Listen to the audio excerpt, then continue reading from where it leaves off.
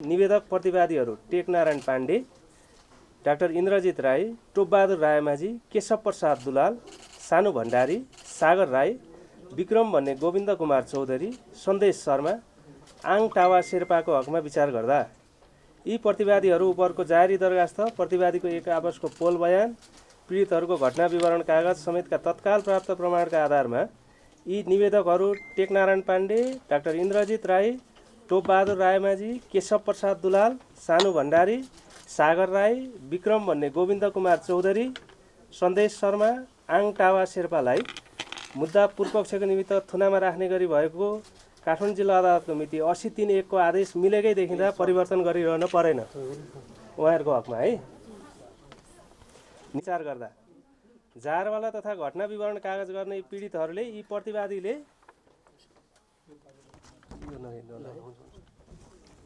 नरेन्द्र केसीको नाम उल्लेख गरेका छैनन्। सहप्रतिवादीले पनि यी प्रतिवादी अभियोग दाबीको कसुरमा संलग्न नरहेको भनी पोल गरेको देखिँदैन। प्रतिवादी अधिकार प्राप्त अधिकारी तथा अदालत समक्ष बयान गर्दा अभियोग दाबीको कसुरमा पूर्णतः इन्कार रही बयान गरेको देखिन्छ। अनुसन्धानको सिलसिलामा सङ्कलित सबुत प्रमाणबाट यी प्रतिवादीले ठगीको रकम प्राप्त गरेको पुष्टि हुन नसकेको अवस्था समेतलाई विचार गर्दा प्रतिवादीलाई मुद्दा पूर्वपक्षका निम्ति थुनामा राख्ने गरी भएको ता अदालतको मिति 80-3-1 को आदेश बेरितको देखिँदा बदर गरिदिएको छ। अब सहप्रतिवादी केशव दुलाल र टेकनारायण पाण्डे बीच भएको मोबाइल म्यासेजमा यी प्रतिवादीको नाम समेत उल्लेख भएका समेतका तत्काल प्राप्त प्रमाणका आधारमा पछि बुझ्दा ठहरे बमोजिम हुने गरी हाल यी निवेदक प्रतिवादी नरेन्द्र केसीबाट मुलुकी फौजदारी कार्यविधि संहिता 74 को दफा 68 र 72 बमोजिम रु 10 लाख नगद धरोट वा ब्याङ्क जमानत दिएली तारिकमा राखी मुद्दाको पूर्वपक्ष गरी नियमअनुसार गर्नु। निवेदक हरिभक्त महर्जनको हकमा विचार गर्दा जारवाला तथा घटना विवरण कागज गर्ने पीडितहरूले यी प्रतिवादीले ठगी गरेको, निजबाट रकम लिएको भनी प्रतिवादी हरिभक्त महर्जनको नाम उल्लेख गरेका छैन। अन्य सहप्रतिवादीले पनि यी प्रतिवादीको पोल गरेको देखिँदैन। प्रतिवादी अधिकार प्राप्त अधिकारी तथा अदालत समक्ष बयान गर्दा अभियोग दाबीको कसुरमा पूर्णतः इन्कार रही आफू देग बचत तथा ऋण सहकारी संस्थाको सञ्चालक रहेको, सहकारीको लागि रकम आवश्यक भइरहेको अवस्थामा आफ्नो चिन्जानका मानिस यस मुद्दाका सहप्रतिवादी सन्देश शर्माबाट सहकारीको लागि भनी रकम माग गरी मैले आफ्नो श्रीमती प्रतिवादी लक्ष्मी महर्जन तथा सहकारीका हाकिम प्रतिवादी केशव तुलाधर समेतको खातामा रकम हाल्न लगाएको हो भनी बयान गरेको देखिन्छ। जारवाला गजेन्द्र बुढाथोकीले रकम पठाएको देखिए तापनि निजले यी प्रतिवादी समेतले ठगी गरेको भनी यी प्रतिवादी उपर पोल उजुर गरेको नदेखिएको अवस्था समेतलाई विचार गर्दा प्रतिवादीलाई मुद्दा पूर्वपक्षका निम्ति थुनामा राख्ने गरी भएको ता अदालतको मिति 80-3-1 को आदेश बेरितको देखिँदा बदर गरिदिएको छ। अब यी प्रतिवादी समेतका प्रतिवादी लक्ष्मी महर्जन तथा केशव तुलाधरको खातामा रकम आएको समेतका तत्काल प्राप्त प्रमाणका आधारमा पछि बुझ्दा ठहरे बमोजिम हुने गरी हाल यी निवेदक प्रतिवादी हरिभक्त महर्जनबाट रु 15 लाख नगद धरोट वा ब्याङ्क जमानत दिएली तारिकमा राखी मुद्दाको पूर्वपक्ष गरी नियमअनुसार गर्नु। निवेदक प्रतिवादी लक्ष्मी महर्जनको हकमा विचार गर्दा मिश्रित संलग्न जारी दरखास्त, पीडितको घटना विवरण कागज तथा सहप्रतिवादीको बयान यी प्रतिवादीको कसुरमा संलग्न रहेको भनी उल्लेख भएको देखिँदैन। प्रतिवादी लक्ष्मी महर्जन आरोपित कसुरमा पूर्णतः इन्कार रही बयान गरेको देखिन्छ। सहप्रतिवादी हरिभक्त महर्जनले अदालत समक्ष बयान गर्दा मैले निजको खाता नम्बर प्रतिवादी सन्देश शर्मालाई पैसा पठाइदिनको लागि दिएको भन्ने कुरा उनलाई थाहा थिएन। मैले मेरो श्रीमती प्रतिवादी लक्ष्मी महर्जनको खाता तथा कनेक्ट आइपिएस चलाएर उक्त रकम मेरो संस्थाको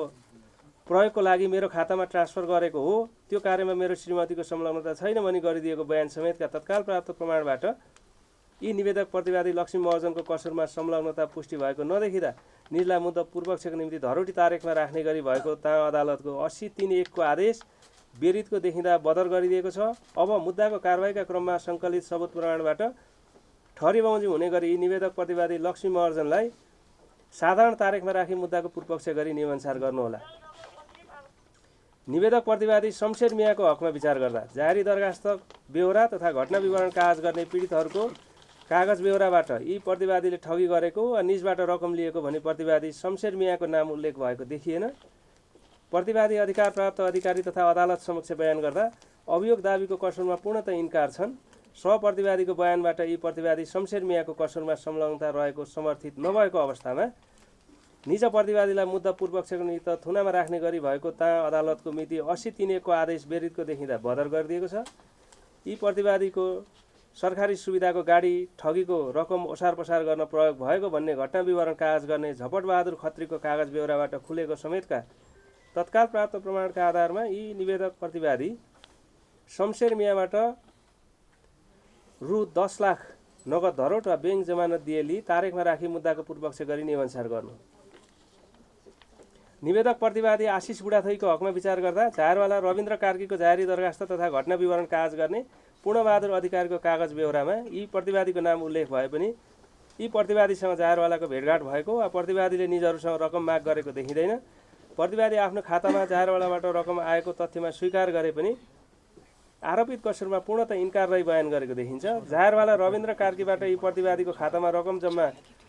जम्मा भएको रकम तत्कालै प्रतिवादी मध्येका केशव प्रसाद दुलालको पत्नी यस मुद्दाका अर्का प्रतिवादी दिपा हुमागाईको खातामा ट्रान्सफर भएको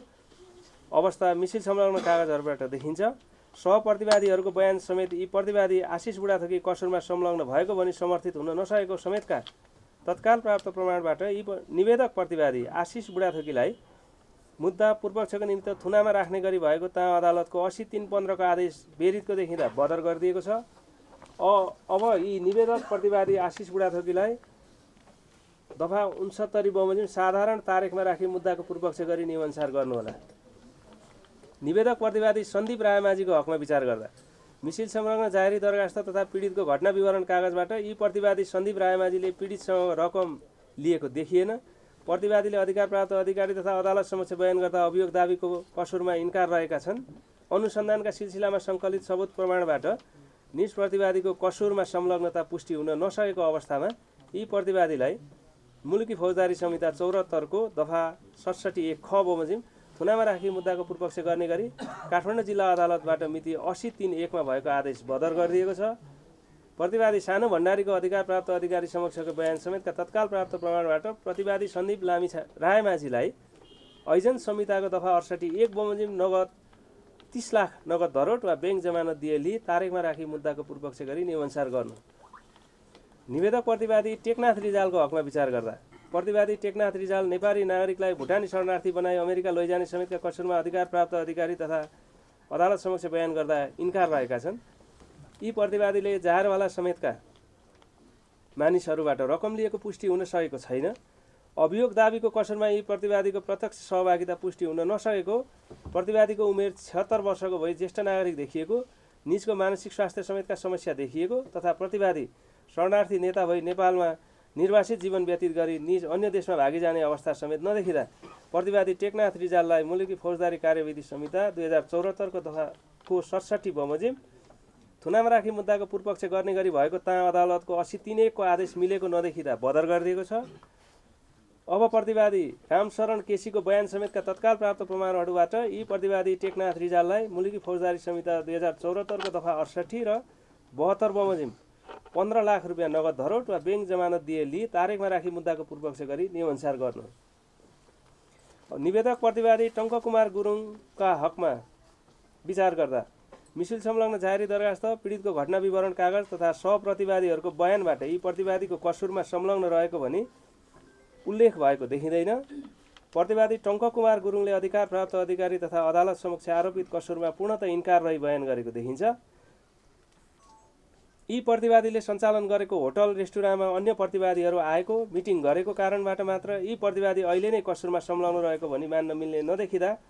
प्रतिवादी टङ्ककुमार गुरुङलाई थुनामा राखी मुद्दाको पूर्वपक्ष गर्ने गरी भएको अदालतको मिति 80-3-1 को आदेश बदर गरिदिएको छ। मुद्दा कारबाहीको क्रममा सङ्कलित सबुत प्रमाणबाट ठहरै बमोजिम हुने गरी प्रतिवादीलाई मुलुकी फौजदारी कार्यविधि संहिता 2074 को दफा 69 बमोजिम साधारण तारिखमा राखी मुद्दाको पूर्वपक्ष गरी नियमअनुसार गर्नुहोला। निवेदक प्रतिवादी केशव तुलाधरको हकमा विचार गर्दा प्रस्तुत मुद्दाको जारी दरखास्त पीडितहरूको घटना विवरण कागज तथा सहप्रतिवादीहरूको बयान यी प्रतिवादी कसुरमा संलग्न रहेको भनी उल्लेख भएको देखिँदैन। प्रतिवादी अदालत समेतमा बयान गर्दा कसुरमा पूर्णतः इन्कार रहेका छन्। सहप्रतिवादी हरिभक्त महर्जनले अदालत समक्ष बयान गर्दा मेरो अफिसको बोस प्रतिवादी केशव तुलाधरलाई उक्त समय कोरोना भई हस्पिटलमा राखेको थियो। सो अवस्थामा उहाँको नामको खाता नम्बर मैले प्रतिवादी सन्देश शर्मालाई दिएको हो। उक्त कुरा प्रतिवादी केशव तुलाधरलाई थाहा थिएन भनी गरिदिएको बयान तथा देग बचत तथा ऋण सहकारी संस्था लिमिटेडको मिति 78/1/20 को प्रतिवादी हरिभक्त महर्जनलाई गरिदिएको मिसिल संलग्न अधिकार प्रत्यायोजन निर्णय समेतका तत्काल प्राप्त प्रमाणहरूबाट यी निवेदक प्रतिवादी केशव तुलाधरलाई मुद्दा पूर्वपक्षको निमित्त धरोटी तारिखमा राख्ने गरी भएको ताम अदालतको मिति 80/3/31 को आदेश बेरितको देखिँदा बदर गरिदिएको छ। अब यी निवेदक प्रतिवादी केशव तुलाधरलाई मुलुकी फौजदारी कार्यविधि संहिता 74 को दफा 69 बमोजिम साधारण तारिखमा राखी मुद्दाको पूर्वपक्ष गरी नियमअनुसार गर्नुहोला। निवेदक प्रतिवादी रामशरण केसीको हकमा विचार गर्दा प्रतिवादी रामशरण केसी अधिकार प्राप्त अधिकारी तथा अदालत समक्ष बयान गर्दा आफू र आफन्त समेत अमेरिका जान भनी सानो भण्डारीलाई पैसा दिएको बेहोरा उल्लेख गरी प्रस्तुत कसुर वारदातको पीडित भएको बेहोरा उल्लेख गरेको देखिएको छ। आफूलाई ठगी भएको बेहोरा उल्लेख गरी निजले तत्कालै अख्तियार दुर्पयोग अनुसन्धान आयोगमा उजुरी दर्ता गरेको समेत अवस्था छ। अनुसन्धानका सिलसिलामा सङ्कलित सबुत प्रमाणबाट प्रतिवादी अहिले नै कसुरदार पुष्टि हुन नसकेको तथा निजको स्वास्थ्य अवस्था समेतलाई विचार गर्दा प्रतिवादीलाई मुलुकी फौजदारी संहिता 2074 को दफा 67(1) ख बमोजिम थुनामा राखी मुद्दाको पूर्वपक्ष गर्ने गरी काठमाडौँ जिल्ला अदालतबाट मिति 80/3/1 मा भएको आदेश बेरितको देखिँदा बदर गरिदिएको छ। प्रतिवादी रामशरण केसीलाई एजेन्ट संहिताको दफा 68(1) बमोजिम नगद रु 15 लाख नगद धरोट वा बैंक जमानत लिई तारिखमा राखी मुद्दाको पूर्वपक्ष गरी नियमअनुसार गर्नुहोला। अब निवेदक बालकृष्ण खाँडको हकमा विचार गर्दा जाहेरवाला तथा घटना विवरण कागज गर्ने पीडितले यी निवेदक प्रतिवादी बालकृष्ण खाँडले ठगी गरेको वा निजबाट रकम लिएको भनी यी प्रतिवादीको नाम उल्लेख गरेका छैनन्। प्रतिवादी अधिकार प्राप्त अधिकारी तथा अदालत समक्ष बयान गर्दा अभियोग दाबीको कसुर पूर्णतः इन्कार रही बयान गरेको देखिन्छ। घटना विवरण कागज गर्ने तत्कालीन अवस्थामा गृह मन्त्रालयमा कार्यरत स्थानीय प्रशासन तथा प्रदेश समन्वय शाखाका प्रमुख शाखा अधिकृत सन्तोष प्रधानले बालकृष्ण पन्थीको कार्यदलले तयार पारेको प्रतिवेदन पछिल्लो समयमा मन्त्री परिषदबाट फिर्ता आई आफ्नो जिम्मामा रहेको विभिन्न समयमा उक्त प्रतिवेदन शाखा प्रमुख सागरमणि पाठक, उपसचिव शेखर पौडेल, महाशाखा प्रमुख फणेन्द्रमणि पोखरेल तथा सचिव टेकनारायण पाण्डेले माग्ने गरेका थिए। के कसरी उक्त प्रतिवेदनको समानान्तर अर्को प्रतिवेदन तयार भयो आफूलाई थाहा नभएको भनी आफ्नो बेहोरा लेखाएको देखिन्छ। प्रस्तुत मुद्दाका सहप्रतिवादी टेकनारायण पाण्डेको बयान समेतबाट यी निवेदक प्रतिवादीले उक्त प्रतिवेदन मागेको अथवा उक्त प्रतिवेदनमा कुनै चासो राखेको देखिँदैन। निवेदक प्रतिवादीलाई सुरु जिल्ला अदालतले थुनामा राख्दा प्रस्तुत मुद्दाका प्रतिवादी केशव दुलाल र अर्का प्रतिवादी टेकनारायण पाण्डे बीच भएको टेलिफोन संवादलाई पनि लिएको देखिन्छ। उक्त संवादमा उल्लेख भएको गिफ्ट भनेको रकम हो र उक्त रकम प्रतिवादी केशव दुलालबाट यी प्रतिवादीले लिएको भन्ने दाबीका सम्बन्धमा मुद्दा अनुसन्धानका क्रममा बयान तथा ततिममा बयान गर्दा प्रतिवादी केशव दुलालले उक्त तथ्यमा इन्कार गर्दै आफूले प्रतिवादी बालकृष्ण खाँडलाई नभेटेको तथा निजलाई कुनै रकम नदिएको भनी उल्लेख गरेको पाइयो। ततिममा बयानमा निज प्रतिवादी केशव दुलालले टेकनारायण पाण्डेलाई रु 1,25,00,000 दिएको भनी उल्लेख गरेको देखिन्छ। प्रस्तुत मुद्दाका प्रतिवादी आङटावा शेर्पाले गरेको घटना विवरण कागज हेर्दा आङटावा शेर्पा प्रस्तुत मुद्दामा पहिला सरकारी साक्षीको रूपमा घटना विवरण कागज गरेको तथा तुरुन्तै पछि प्रतिवादी कायम गरेकोमा अनुसन्धान अधिकारी एवं अदालत समक्ष बयान गर्दा घटना विवरण कागजलाई यातना दिई गराएको भनी अस्वीकार गरी आफू कसुरमा इन्कार रही बयान गरेको पाइयो। प्रतिवादी टेकनारायण पाण्डेले प्रतिवादी नरेन्द्र केसीलाई सम्बोधन गरी लेखेको चिटमा प्रतिवादी बालकृष्ण खाँडको नाम उल्लेख नभएको तथा उक्त कागज प्रतिवादी टेकनारायण पाण्डेले आफू पक्राउ परेपछि लेखेको भन्ने तथ्य निजको बयान तथा निज बसेको प्रहरीको हिरासत कक्ष खानतलासी गर्दा डायरी तथा पेन बरामद गरेको मिसिल संलग्न बरामदी मुजुल्काबाट देखिन्छ। यसरी प्रतिवादी बालकृष्ण खाँड विरुद्ध किटानी जाहेरी नपरेको, निज अनुसन्धान अधिकारी एवं अदालत समक्ष कसुरमा इन्कार रहेको, सहप्रतिवादीले प्रतिवादी कसुरमा संलग्न रहेको भनी पोल नगरेको तथा मिसिल संलग्न अन्य तत्काल प्राप्त प्रमाणहरूबाट यी निवेदक प्रतिवादी बालकृष्ण खाँडलाई थुनामा नै राखी मुद्दा पूर्वपक्ष गर्नुपर्ने सम्मका आधार कारण र अवस्थाको विद्यमानता रहेको नदेखिँदा निवेदक प्रतिवादी बालकृष्ण खाँडलाई मुलुकी फौजदारी कार्यविधि संहिता 74 को दफा 67 बमोजिम पूर्वपक्षका निमित्त थुनामा राख्ने गरी भएको अदालतको 3(1) को आदेश बेरितको देखिँदा बदर गरिएको छ। अब यी प्रतिवादीको नाम जाहेरवाला प्रेमराज पन्थीको जाहेरीको पेटबोलीमा उल्लेखसम्म भएको देखिँदा पछि प्रमाण परीक्षण र मूल्याङ्कन गर्दै जाँदा ठहरे बमोजिम नै हुने नै हुँदा हालमा यी निवेदक प्रतिवादी बालकृष्ण खाँडलाई मुलुकी फौजदारी कार्यविधि संहिता 74 को दफा 68 र 72 बमोजिम रु 30 लाख नगद धरोट वा बैंक जमानत दिए तारिखमा राखी मुद्दाको पूर्वपक्ष गर्नु भन्ने एकजना न्यायाधीशको राय, एकजना न्यायाधीशको राय र अर्कोजना न्यायाधीशको राय के रह्यो यसमा भने यसमा उपयुक्त अनुसारका प्रतिवादी मध्ये प्रतिवादी बालकृष्ण खाँड बाहेकका अन्य प्रतिवादीहरूका हकमा माननीय न्यायाधीश श्री जनक पाण्डेबाट भएको आदेश रायसँग सहमत भएको छु। प्रतिवादी बालकृष्ण खाँडका हकमा प्रतिवादी टेकनारायण पाण्डे र केशव दुलाल बीचको मोबाइल म्यासेज प्रतिवादी नरेन्द्र केसीबाट बरामद भएको, प्रतिवादी टेकनारायण पाण्डेले प्रतिवादी नरेन्द्र केसीलाई लेखिदिएको कागज, प्रतिवादी आङटाबा शेर्पाको घटना विवरण कागज तथा सहप्रतिवादी टेकनारायण पाण्डेको अधिकार प्राप्त अधिकारी समक्षको मिति 80/1/27 को ततिम्बा बयान समेतका तत्काल प्राप्त प्रमाणबाट प्रतिवादी बालकृष्ण खाँड अभियोग दाबीको कसरमा अहिले नै निर्दोष रहेछन् भनी विश्वास गर्न मिल्ने मनासिब आधार नदेखिएको हुँदा माननीय न्यायाधीश जनक पाण्डेबाट निज प्रतिवादीलाई मुलुकी फौजदारी संहिता 74 को दफा 68 र 72 बमोजिम रु 30 लाख धरोट लिई मुद्दाको पूर्वपक्ष गर्ने गरी भएको आदेशसँग सहमत हुन सकिएन।